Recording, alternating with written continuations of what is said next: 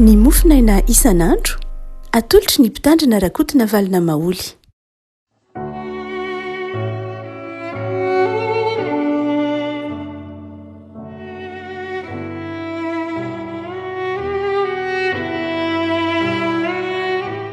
Faly miarahaba antsika lavako malala tratra ity sabotsy fa efatry ny volana Jolay ity. Ny mofinaina izay voalahatra ao antsika dia ny bokin'ny Apokalipsy. Apokalipsy toko 10, Apokalipsy toko 10, andiny voalohany ka hatramin'ny faharay ambin'ny folo, amin'ny anaran'i Jesosy. Ary hitako fa indro nisy anjely mahery anankiray koa nidina avy tany an-danitra sady nitafy rahona, ary ny havana dia teo amin'ny lohany, ary ny tavany dia tahaka ny masoandro, ary ny tongony tahaka ny andriafo, ary ny tana boky kely mivelatra teny an-tanany izy, ary nabany ny tongony ka niankavanana tamin'ny ranomasina, ary niankaviany tamin'ny tany, ary niantso tamin'ny feo mahery izy tahaka ny fieron'ny liona, ary no niantso izy dia nikotroka ny kotrokorana 7, ary efa nikotroka ny kotrokorana 7 dia efa hanoratra akanjona rehefa avy tany an-danitra nanao hoe asoa tomboka seza efa notonon'ny kotrokorana 7 fa aza soratana. Ary ny anjely ilay efa hitako dia nitsangana teo ambonin'ny ranomasina sy teo ambonin'ny tany ka nanangana ny tanany ankavanana ho amin'ny lanitra. Ary ny anina tamin'izay velona mandrakizay dia ilay nahary ny lanitra sy ny ao aminy, ary ny tany sy ny ao aminy, ary ny ranomasina sy ny ao aminy, fa tsisy andro intsony. Fa amin'ny andro itsofan'ny anjely faha-7 rehefa hitsoka izy dia ho tanteraka ny zava-miafina izay an'Andriamanitra araka ny teny soa mahafaly nambarany tamin'ny mpaminany mpanompony. Ary ny feo izay efa reko avy tany an-danitra dia niteny tamiko indray hoe mandeha ana raiso ilay boky mivelatra eny amin'ny tanan'ny anjely mitsangana eo ambonin'ny ranomasina sy eo ambonin'ny tany. Dia nakany amin'ny anjely ka nanao taminy hoe omeo ahy iny boky kely iny, ary hoy izy tamiko raiso ka ano avokoa io, dia hampangidy ny kibonao izy nefa eo am-bavanao dia ho mamy tahaka ny tantely. Dia noraisiko ilay boky kely teny an-tanan'ny anjely ka nohaniko ao avokoa, ary raha mbola teo am-bavako izy dia mamy tahaka ny tantely ikanjo noho ny voateriko dia nangidy ny kiboko. Ary nisy nilaza tamiko hoe tsy maintsy maminany indray ianao ny amin'ny olona maro sy ny firenena maro sy ny fiteny maro ary ny mpanjaka maro. Ray Masino manamasinana amin'ny fahamarinana, teninao ny fahamarinana. Amen. Efa matetika firesantsika rehefa malala eto amin'ny mofinaina hoe ny bokin'ny Apokalipsy dia boky izay nosoratana tao anatin'ny fanenjehana ny fivavahana kristianina, ary boky izay feno zava-miafina ao anatiny, zava-miafina amin'ny lafiny hoe code, misy codé zany ny bokin'ny Apokalipsy. Saingy tsy hoe codé na boky misy teny fanalahidy izy dia tsy azon'ny olona, tsy azon'ny kristianina takarina ny heviny. Tena azon'ny kristianina takarina ny heviny, matoa soratra masina izy, saingy ny fanalahidy zany bokin'ny Apokalipsy izany dia tsy ivelan'ny soratra masina akory fa ao anatin'ny soratra masina ihany. Zay mahatonga azy nosoratana any amin'ny farany. Ka toy ny milaza fa rehefa voavakinao ny baiboly manontolo dia azonao ny fanalahidin'ny bokin'ny Apokalipsy. Zany hoe tsy zava-miafina amintsika intsony zany ny bokin'ny Apokalipsy rehefa vakintsika amin'ny alalan'ny soratra masina manontolo izy. Fa ny fampisarahantsika ny bokin'ny Apokalipsy amin'ny soratra masina rehetra eo alohany dia manjary mahatonga ny bokin'ny Apokalipsy toy ny milaza zavatra hafa mihitsy. Fa rehefa ao anatin'ny soratra masina manontolo no hamaky itsika ny bokin'ny Apokalipsy dia mazava tsara izy, ary manjary boky mpampahery izy. Calvin dia nanoratra ny hevitenin'ny baiboly manontolo, afa-tsy ny bokin'ny Apokalipsy. Nahoana no bokin'ny Apokalipsy ihany no tsy nosoratan'ny Calvin ny heviteny? Ny antony de zao toy ny namela malalaka ny mpino tsirairay izy ahatakatra ny boky ny apokalipsy rehefa avy namaky ny soratra masina manontolo de tsy tokony ho anahirana intsony ny mpino ny fahatakarana ny hevitry ny boky ny apokalipsy. Tokony ho mandeha ho azy ampino am'izay mahatakatra ny hevitry ny boky ny apokalipsy. Boky nosoratana tao anatin'ny fanenjena mivaivay ihany koa ny boky ny apokalipsy io isika.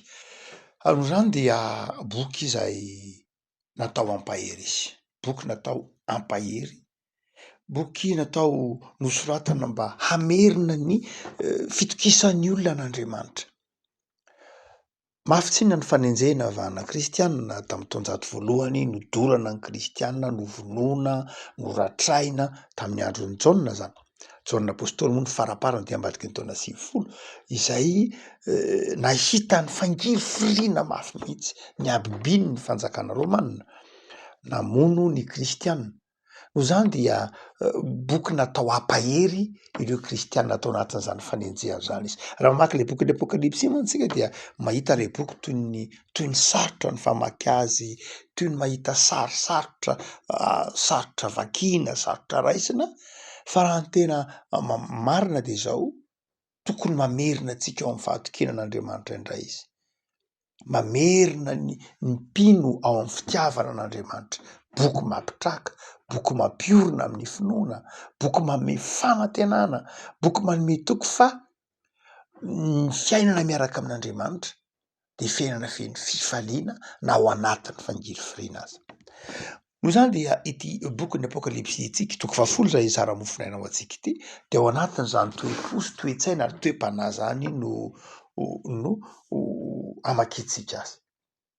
Dia raha maka lay toko 10 ary sika dia ahita lafin-javatra tena mampahery tokoa ny mpino tamin'ny fotoan'andro. Mampahery ro mpino raha nijaly fa diranovana noho ny fiazonana ny finoana raha jerena ny maha-olombelona dia eo zany ity soratra masina ny toko 10 ny boky ny apokalipsy ity dia mampahery sy mampionona ary mampitraka azy ireo tokoa.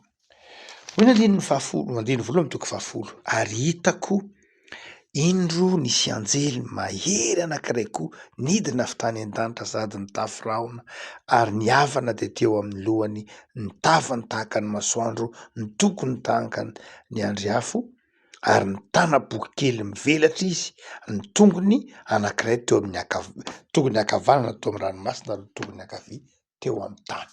Inona no aoko malala no hevitry zany? Raha toa ka mamaky izany andinin-tsotra masina zany tsika dia voalohany indrindra misy sary aseho an'lay fahitana, nahita anjely avy tany an-danitra nitafy rahona. Mampatsiaro antsika ny an' Jesosy Kristy tompo niakatra avy tany an-danitra, niakatra nakany an-danitra nitafy rahona, noentin'ny rahona niakatra nakany an-danitra no filaza ny filazantsara sinoptika. Izany hoe lay dika le hoe mitafy rahona eto lay anjely de milaza fahefana, milaza ny fahalebiazan'Andriamanitra, milaza ny fiandrianan'Andriamanitra. Zany hoe iny nisy anjely nidina avy tany an-danitra nitafy rahona, nentin'Andriamanitra nidina tetỳ ambonin'ny tany, nivoninahitran'Andriamanitra, nampidininy tetỳ ambonin'ny tany, nataony ho hitantsika ny voninahitr'Andriamanitra, nataony ho hitantsika sy tsapantsika ny fahalebiazan'Andriamanitra. Ary zay nge nentin'i Jesosy, noentin'i Jesosy tetỳ ambonin'ny tany ny fahalebiazan'Andriamanitra, ny voninahitr'Andriamanitra, nataony hitantsika ny voninahiny mba ahatonga antsika ahatoky azy, mba ahatonga antsika hiankina aminy. Ka rehefa ao anatin'ny fanenjehana tahak'izay nitranga tamin'ny taonjato voalohany ireo kristianina de zao tiany boky ny apokalipsy ny ampatsiaro azy fa ny fahalebiazan'Andriamanitra de efa tetỳ ambonin'ny tany. Tsy ny fangiry firiana, tsy ny zavatsarotra akory ny tompony teny farany fa ny fahalebiazan'Andriamanitra. Ary zany fahalebiazan'Andriamanitra sy fahefan'Andriamanitra zany de efa nentin'ny nidina ka azontsika iainana, azontsika tafiana. Fa ny faharoa izy manao hoe io anjely io de zao eo amin'ny lohany misy avana.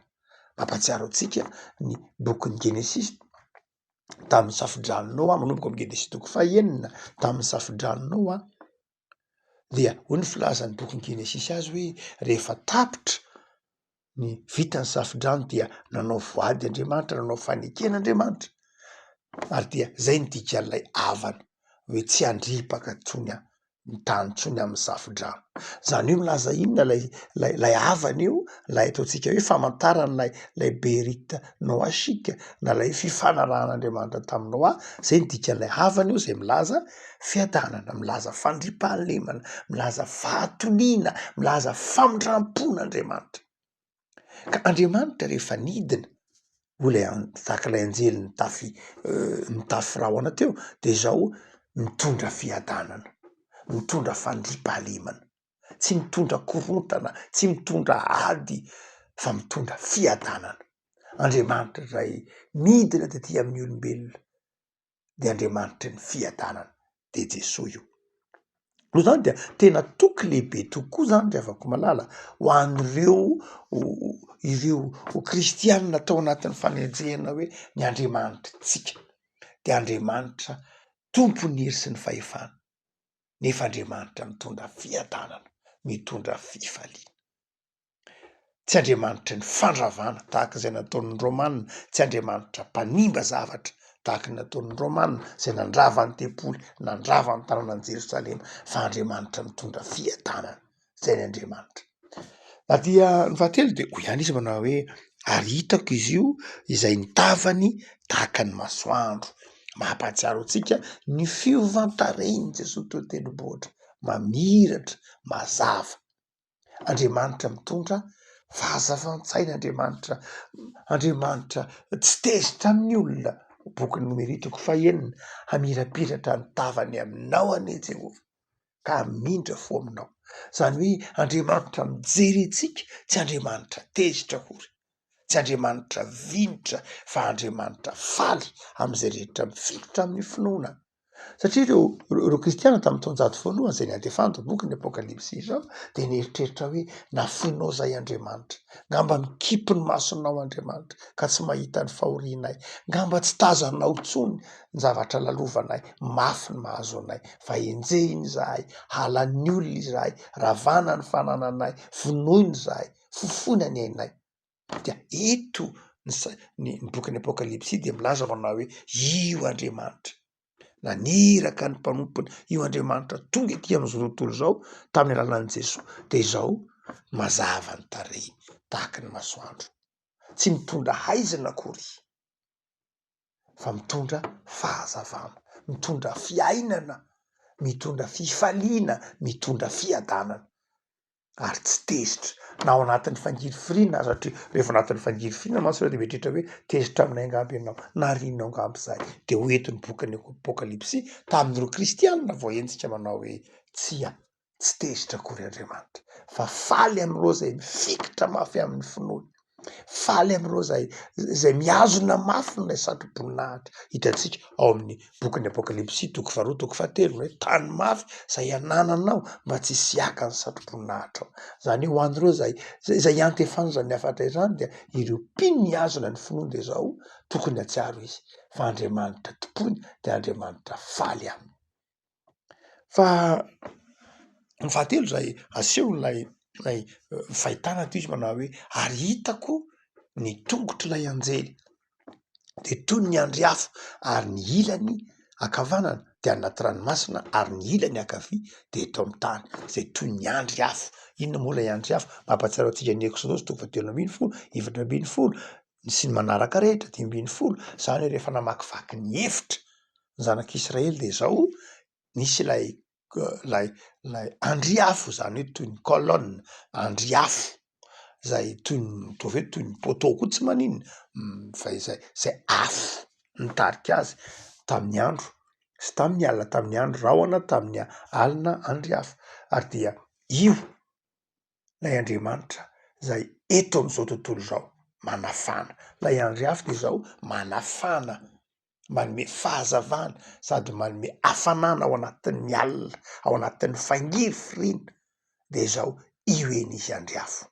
Amin'ny atoandro izy tazanao ho masoandro mamiratra, ary amin'ny alina kosa de tazanao ho andry afo. Ny bokin'ny Apokalipsy eto Dika zany de zao lay kristianina tao anatin'ny fanenjehana izay betsaka reo nangatsipo, betsaka reo kivy, betsaka reo hoe toy ny hoe efa very fanahy mbola velona hoe sonarian'Andriamanitra zay de hoe ny bokin'ny Apokalipsy hoe io Andriamanitra fa ho tonga andry afo mitsatoka eto am'ty zao tontolo zao ty, ny tongony any amin'ny ranomasina, ny tongony ilany any amin'ny tany, zany hoe mitondra hafanana vaovao ndray. Manaisitra ny hakiviana noho ny fahasarotam-piainana, manaisitra ny hakiviana noho ny fanenjehana, manaisitra ny fankatsiam-po noho ny fifankalana. Ary dia io fa eo lay andry hafa. Dia zany teny zany de mampahery mihitsy ity andiny tsotra masiny ity zany hoe ny Andriamanitritsika de Andriamanitra tsy manary antsika ao anatin'ny fangatsiaham-pony zao tontolo zao, ao anatin'ny rivotra mampangatsiaka ny fivavahana, mampangatsiaka ny finoana de zao eto Andriamanitra, eo Andriamanitra mijoro ho andry afo, manafana ny finoantsika, manafana ny fontsika ka mampiorina atsika amin'ny finoana mandrakariva. Dia zany teny zany dia mampitraka ireo kristianina nitondra amin'ny mafy zay vao entsika tamin'ny andron'ny Apokalipsy. Fa ny fahatelo de fahatimy izy manao hoe ary hitako eo an-tanan'io anjely io misy boky kely mivelatra. Ina le boky kely mivelatra? Ary hitako io boky kely mivelatra io tsy boky mikombona akory eny an-tanan'ilay anjely fa boky mivelatra. Zany hoe boky mivelatra zao boky milaza hafatra, boky milaza misy tenin'Andriamanitra lazaina, tsy boky mikombona fa boky mivelatra eny an-tanan'ilay anjely. Zany hoe manana hafatra ho lazaina amin'ny olona ety ambonin'ny tany Andriamanitra, mitondra zany hafatra zany lay anjely ary voasoratra ao anatin'ilay boky mivelatra izy. Andriamanitra zany de zao manan-kolazaina amin'ny olombelona Andriamanitra, manan-kolazaina amin'izao tontolo zao Andriamanitra. Andriamanitra zany tsy Andriamanitra mangina fa Andriamanitra te hiteny, Andriamanitra manana zavatra ambara amin'izao tontolo zao. Mivelatra lay boky, tsy mikombona lay boky na mangina Andriamanitra fa miteny Andriamanitra ary miteny amin'ny fahefan'Andriamanitra. Io lazainy hoe kotrokorana, zany hoe lay boky kely de zao tsy misaraka amilay kotrokorana amilay hery velona lay tenin'Andriamanitra. Ary dia mampatsiaro antsika ny sola scripturany Martin Luther sy Calvin hoe io lay anjely zany de zao io zany lay iraka avy any an-danitra, azo atao hoe io koa Jesoa mitondra lay tenin'Andriamanitra, lay teny velona, lay teny pahary, lay teny manova, lay teny manitsy, lay teny fiainana. Io fa mivelatra, tsy afa-tsy akory fa ny tenin'Andriamanitra io. Io lay soratra masina, io lay ambara, io lay noentin'i Jesoa, lay vaovao mahafaly noentin'i Jesoa. Fa io koa nefa lay vaovao mahafaly zay nomena ny fiangonana. De io ny filazany lay toko fahavolo azo eo manao hoe teneny io anjely io hoe omeo ahy iny boky iny, alaivo any amin'iny anjely iny, raiso any amin'ilay anjely lay boky kely. Mandehany ianao ho le teny avy any an-danitra, mandehany ianao mantsy anjaona zany mantsiny, raiso lay boky kely, tsy lay avany eny amin'ny lohany akory ny raisinao, na ny andry afo eny amin'ny tongony ny raisinao, na le masoandro eny amin'ny endriny ny raisinao, fa zao lay boky kely eny an-tanan'ilay anjely iny ny raisinao. Zany hoe inona io? Lay teny fiainana io, lay soratra masina io, lay vaovao mahafaly io, lay teny pahefana io, lay teny zay manana fahefana toy ny kotrokorana. Iny no omena ny fiangonana, iny no noraisiny fiangonana ary mivelatra izy io, mivelatra io nomena ny fiangonana mba tsy ho zava-miafina amin'ny fiangonana lay hafatra. Mary tsy ho zava-miafina amin'izao tontolo zao lay zavatra hoentin'ny fiangonana, lay tenin'Andriamanitra hoentin'ny fiangonana dia ho tonga fiainana ho an'izao tontolo zao. Raisinao ry fiangonana, raisinao ry mpino, raiso lay boky kely ny an-tanan'le anjely. Mandeha ihany ianao, maniraka mihitsy ny tompo eto, mandeha ihany ianao, aza miandry ianao mihitsy no mandeha mandray an'iny boky iny eny an-tanan'ilay anjely. De zao ho any io. Hitantsika eo bokin'ny Ezekiela mpaminany, bokin'ny Jeremia mpaminany, mihinana lay horoana taratasy reo mpaminany anakiroa reo, izy manao hoe mamy eo am-bavako zany. ary de aza ihany ko eto rehefa noraisin'ny fiangonana noraisin'ny mpino lay tenin'Andriamanitra, teny velona, teny zay hoy ny filazan'ny apokalipsy azy hoe toy ny kotokorana laza fahefana rehefa noraisin'ny mpino zay iainan'ny mpino zay de zao manjary fiainana ho an'ny mpino, manjary fiainana ho an'ny fiangonana, mitondra hamamiana ho an'ny fiainan'ny fiangonana mamy eo am-bavako zany.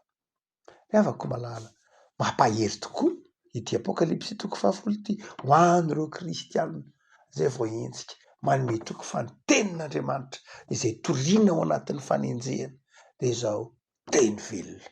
Saingy zao io tenin'Andriamanitra io de zao rehefa telinao izy de zao anjary angidy eo ankibonao, zany hoe misy fotoana io tenin'Andriamanitra io mavesatra satria ao anatin'ny fanenjehana. Eo am-pitoriana ny tenin'Andriamanitra io ndrandray mahazo fahakalana, eo am-pitoriana ny tenin'Andriamanitra io ndrandray mahazo tsy fitiavana, eo mamy aminao le tenin'Andriamanitra fa izao mitondra kosa nefany eta mavesatra ho anao. Manjary mavesatra le tenin'Andriamanitra satria miteraka halan'ny olona rehetra ianareo ho Jesosy noho ny teniko, ho tsy tian'ny olona rehetra ianareo noho ny teniko, zay le hoe mangidy ao ankibonao ny lay boky. Ravako malala mampahery ny fiangonana zany, efa nalamin'ny tompo mihitsy zany ho an'ny fiangonana na hoe mitondra famamamiana ho an'ny fiainan'ny fiangonana ho atsika mpino ny tenin'Andriamanitra, saingy zao koa nefa zioga ho atsika koa ny tenin'Andriamanitra, mitondra fahakalana tsy tian'ny olona isika. Fa ny farany indrindra de hoy ny filazan'ny bokin'ny apokalipsy amin'ny 1:1 manao hoe de izao satria ianao ninana an'iny boky iny, any akibonao lay boky, lay tenin'Andriamanitra zany efa iainanao, manjary fiainanao mamy eo am-bavanao ary efa vonona hitondra ny mafy ianao satria mangidy eo akibonao izy, vonona niaritra fanenjena ianao de zao tsy maintsy mandeha maminaniko ianao, tsy maintsy maminany ianao, tsy maintsy maminany izay rehetra nandray le tenin'Andriamanitra, zay rehetra nandeha ny tsiron'lay tenin'Andriamanitra ho mamy eo am-bava de zao tsy maintsy mandeha maminany ianao. 1:10 toy ny maniraka ny kristianina voalohany zany izy hoe mandeha ano, mampatsiaro ny tenin'i Jesosy hoe mandeha any am'izao tontolo zao ianareo satria nareo efa nandray ny tenin'Andriamanitra de mandeha mitory, zay le maminany eo, mandeha mitory zany tenin'Andriamanitra izany. Dia hoy izy manao hoe rehefa mandeha mitory ny tenin'Andriamanitra ianareo 1:11 de hoy izy mitory zany tenin'Andriamanitra zany tsy maintsy ataonareo zany amin'ny olona maro, amin'ny individu zany, amin'ny olona tsirairay fa maro be, torianareo amin'ny olona tsirairay io tenin'Andriamanitra io, zany hoe ny tsirairay mihitsy dia ho atononareo, ho ambaranareo amin'ny tsirairay avy lay tenin'Andriamanitra zay fiainana mamy eo am-bavanareo. Fa ny faharoa de zao ho torianareo amin'ny firenena koa io, tsy hoe ny tsirairay ihany fa ny firenena, raha miteny hoe firenena tsika dia lay etnie zany hoe lay firenena miaraka amin'ny kolotsainy, lay firenena miaraka amin'ny fombany, lay firenena miaraka amin'ny rafitra politikany, lay firenena miaraka amin'ny rafitra toe-karenany, lay firenena miaraka amin'ny rafitra zay maha izy azy, zay le firenena eto tsy ny tsirairay ihany no anambarana ny tenin'Andriamanitra fa lay firenena maha firenena azy mihitsy koa de maminany ihany ianao zany, maniraka ny fiangonana ho any anivon'ny firenena, ao anatin'ny kolotsain'ny firenena, ao anatin'ny fomban'ny firenena, ao anatin'ny maizy azy ny firenena, fa tsy nijanona amin'ny hoe amina tsirairay fotsiny ihany. De hoy izy manao koa manao hoe ary de aminany amin'ny teny maro samihafa ianao, zany hoe tsy afaka maminany amin'ny firenena maro ianao na amin'ny olona maro raha tsy miteny amin'ny teny maro koa, noho zany de hoy zany aminany amin'ny teny maro ianao, amin'ny teny frantsay, amin'ny teny italiana, amin'ny teny malagasy, zany hoe amin'ny firenena rehetra de zao, amin'ny teny rehetra de zao aminany ianao, maniraka ny fiangonana hitory amin'ny olona rehetra zay. Io no mahatonga an'lay baiboly voadika amin'ny teny firenena maro rehetra, ny boky voadika amin'ny teny pirenena maro rehetra teny baiboly.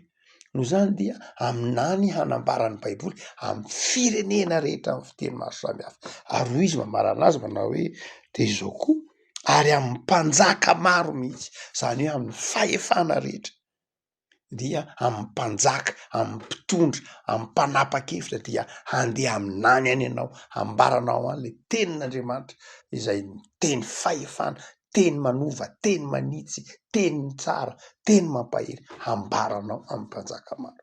Levako malala zany boky apokalipsy toko 10 ty zany de boky mampahery, mampitraka, maniraka, mampionona fa Andriamanitra tsy aiza tsy akory fa eo afovoan'ny fiangonana, eo afovoanao, eo am-ponao, tsy manary anao anatin'ny sarotra, maniraka anao, manome toky anao ary manana fahefana feno.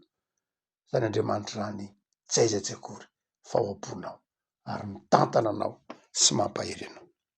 Ivavakasika Tompo misaotra anao zay noho ny amin'ny soratra masina izay mampatsiaro anay ny fahalebiazanao, ny fahatsaranao, ianao zay maniraka anay, ianao zay mampionona anay da ampahireto zay Tompo amin'ny fanimpona sy ny fanarahana anao. Atao voatsapanay fa melo lalana anay ianao ary miantoka ny fahavelomanay amin'ny fitoriana ny teninao zay teny fiainana. De taio Tompo izao herinandro ny faranay izao misaotra ny am'izay nomenao anay tamin'ity herinandro ty. Raha nisy zavatra nampalahelo anao nataonay tamin'ity herinandro ty Tompo de ifonanay sy angatahanay famelan-keloka fa omeo anay kosa ny herim-panahy hitory ny vaovao mahafaly, hitory ny fahatsaranao indray mamakivaky zao herinandro vaovao zao. De mitahy anay Tompo tsara fa mametraky zao herinandro vaovao eo am-pelantananao sahady zay. Saotra Jesoa. Amen.